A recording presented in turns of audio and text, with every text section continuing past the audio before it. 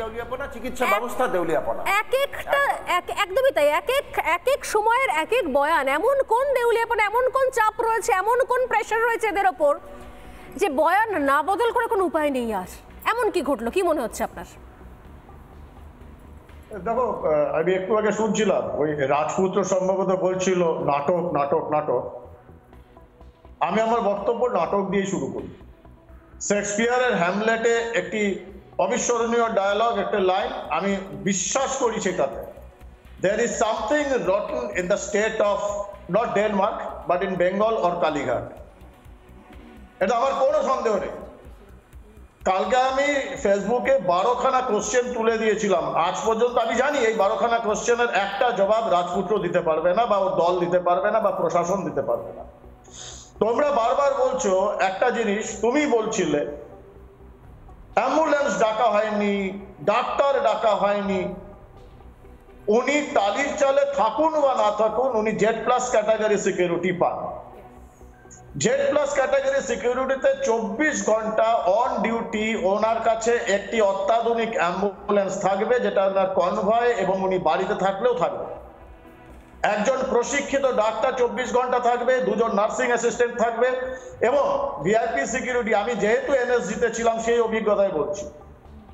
আমি 10 বছর ভারতবর্ষের সমস্ত 4 জন পররাষ্ট্রমন্ত্রী, গৃহমন্ত্রী, হোম মিনিস্টার, এলকে আডবাণী থেকে রাজেশ মালাড, এসবি চৌহান, ইন্দ্রজিৎ গুপ্তা, আমি তাদের সঙ্গে কাজ করেছি। I know protocol better than anyone. সেখানে দুজন ব্যক্তি থাকবে যাদের ব্লাড গ্রুপ ভিআইপির সঙ্গে ম্যাচ করা হবে। একবারও প্রশ্ন এসছে কোথায় ছিল অ্যাম্বুলেন্স, কোথায় ছিল ডাক্তার, কোথায় নার্সিং স্টাফ? এবার গাড়ি করে কেন নিয়ে যাওয়া হলো? ডাক্তারবাবুরা আছেন, ভালো বলবেন। যখন একটা ব্রেন ইনজুরি হচ্ছে, ফোর হেডে, আর এরকম ভাবে ব্লিডিং হচ্ছে, ওনাকে যদি গাড়িতে বসিয়ে নেওয়া হয়, ব্লিডিং এর চান্সেস অনেক বেড়ে যাবে। সেজন্য ওনাকে শুইয়ে নিয়ে যাওয়া উচিত ছিল, এবং অ্যাম্বুলেন্সে। তারপরে কে নিজের দায়িত্বে নিয়ে গেল, এবং সেখানে ডাক্তার কেন ছিল না, অ্যাম্বুলেন্স কেন ছিল না? কোনো বিবৃতি এসছে পুলিশের তরফ থেকে? না। আরেকটা ইম্পর্টেন্ট, যেটা বারবার তোমরা বলছো এখানে বাড়িতে বরফ, চিনি, ওয়াই? কোটি কোটি টাকা খরচা হচ্ছে জেড প্লাস সিকিউরিটির জন্য। তার বাড়িতে চিনি বরফের দরকার পড়বে কেন? কেন দরকার পড়বে মিনিমাম? ঠিক দেখুন, ওই চিনি গুড় সেটা আমাদের জন্য, যাদের জন্য হসপিটাল উডবার্ন ওয়ার্ড থাকে না, ওনার জন্য তো আমাদের করদাতাদের কোটি কোটি টাকায় টিম তৈরি হয়েছে সিকিউরিটি। ইমিডিয়েট ডাইরেক্টর সিকিউরিটিকে সাসপেন্ড করে আওতায় আনা হোক তদন্তের। এবং আরেকটা ব্যাপার দেখো, যেটা বারবার সবাই বলছেন, আমি এটা চিকিৎসক থেকে শুরু করে হ্যাঁ করুন না।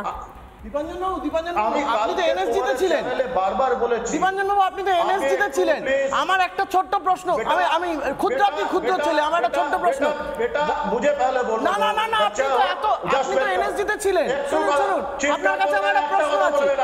যখন প্রধানমন্ত্রী নরেন্দ্র মোদীজি ওনার পাঞ্জাবে ফিরোজপুরে কনভয়টা এসপিজির ভুলভাল ডিসিশনের জন্য আটকে গেল, সেই ডিসিশনটা কি এত বড় সিকিউরিটি ল্যাব? শুনিনি উত্তরটা বলে দিন দীপাঞ্জন বাবু, বলুন। রাজপুত্র, এটা নাটক সিনেমা, স্টেজ নয়, ভদ্রতা শেখো।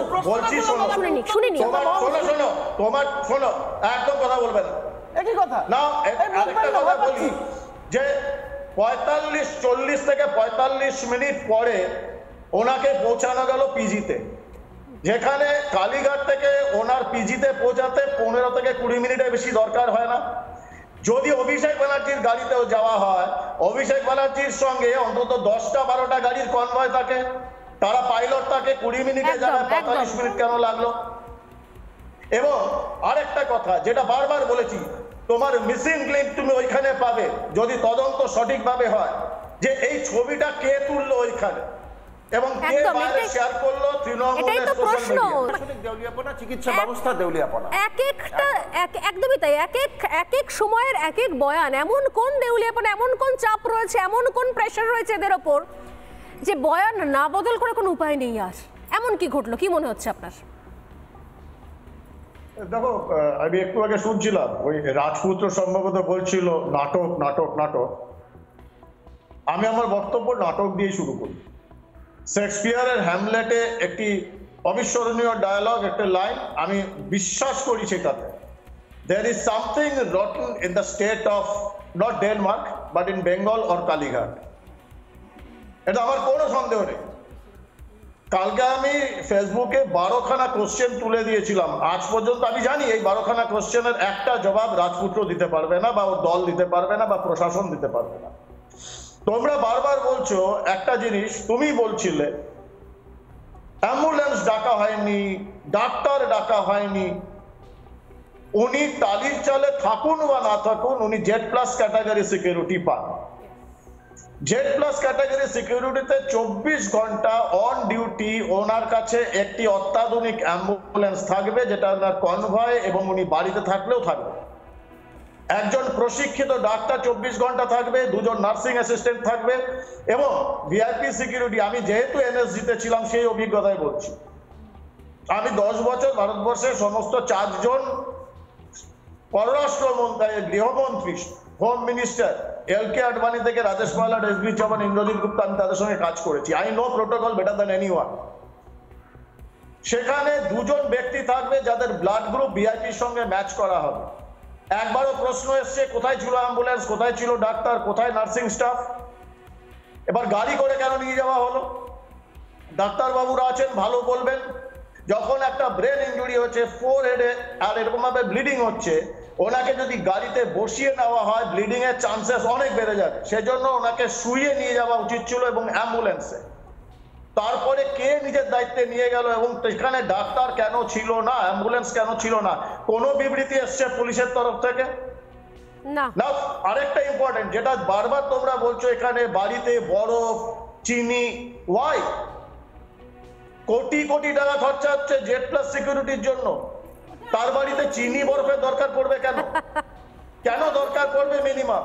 ঠিক। দেখুন, ওই চিনি গুড় সেটা আমাদের জন্য, যাদের জন্য হসপিটাল উডবান ওয়ার্ড থাকে না, ওনার জন্য তো আমাদের করদাতাদের কোটি কোটি টাকায় টিম তৈরি হয়েছে সিকিউরিটি। ইমিডিয়েট ডাইরেক্টর সিকিউরিটিকে সাসপেন্ড করে আওতায় আনা হোক তদন্তের। এবং আরেকটা ব্যাপার দেখো, যেটা বারবার সবাই বলছেন, আমি এটা চিকিৎসক থেকে শুরু করে হ্যাঁ করুন না। আপনি তো এনএসজিতে ছিলেন, বারবার বলেছি। দীপাঞ্জন বাবু, আপনি তো এনএসজিতে ছিলেন। আমার একটা ছোট্ট প্রশ্ন, আমি ক্ষুদ্র, আপনি ক্ষুদ্র ছেলে, আমার একটা ছোট্ট প্রশ্ন। মুঝে পহলে বলুন। না না না না, আপনি তো এনএসজিতে ছিলেন। শুনুন, আপনার কাছে আমার একটা প্রশ্ন আছে। যখন প্রধানমন্ত্রী নরেন্দ্র মোদীজি ওনার পাঞ্জাবে ফিরোজপুরে কনভয়টা এসপিজির ভুলভাল ডিসিশনের জন্য আটকে গেল, সেই ডিসিশনটা কি কেউ বড় সিকিউরিটি ল্যাব শুনিনি উত্তরটা বলে দিন। দীপাঞ্জন বাবু বলুন। রাজপুত্র, এটা নাটক সিনেমা স্টেজ নয়, ভদ্রতা শেখো। বলছি শোনো, শুনিনি শোনো, একদম কথা বলবে না। একই কথা না, আরেকটা কথা বলি যে 40 থেকে 45 মিনিট পরে ওনাকে পৌঁছানো গেল পিজিতে, যেখানে কালীঘাট থেকে ওনার পিজিতে পৌঁছাতে 15 থেকে 20 মিনিটের বেশি দরকার হয় না। যদি অভিষেক ব্যানার্জির গাড়িতেও যাওয়া হয়, অভিষেক ব্যানার্জির সঙ্গে অন্তত 10-12টা গাড়ির কনভয় থাকে, তারা পাইলট থাকে, 20 মিনিটে যাবে, 45 মিনিট কেন লাগলো? এবং আরেকটা কথা যেটা বারবার বলেছি, তোমার মিসিং লিঙ্ক তুমি ওইখানে পাবে যদি তদন্ত সঠিকভাবে হয়, যে এই ছবিটা কে তুললো ওইখানে এবং কে বাইরে শেয়ার করলো তৃণমূলের সোশ্যাল মিডিয়ায়।